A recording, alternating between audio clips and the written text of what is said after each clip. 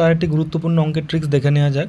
সেটা হচ্ছে A B এর 50% কর্মক্ষম একদিনে সি এ ও বি এর একটি পূর্ণ দিনের মিলিত কাজের 1/2 অংশ করতে পারে।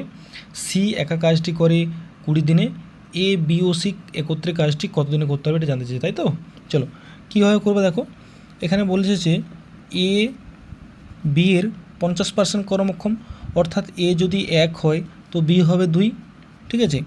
এবার কি বলেছে, সি এ ও বি এর একটি পূর্ণ দিনের মিলিত কাজের 1/2 অংশ কাজ করতে পারে, অর্থাৎ এ ও বি যদি 3 হয় তার 1/2 অংশ, অর্থাৎ সি করবে তোমার 2/3 অংশ, 3/2 অংশ, ঠিক আছে।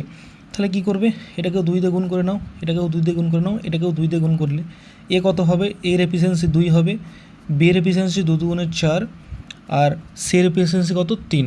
এবার কি বলেছে, সি একা কাজটি করে 20 দিনে, অর্থাৎ সি এর এফিসিয়েন্সি পার ডে যদি 3 করে কাজ করে তাহলে 20 দিনে কত কাজ করবে, 3 × 20 অর্থাৎ 60।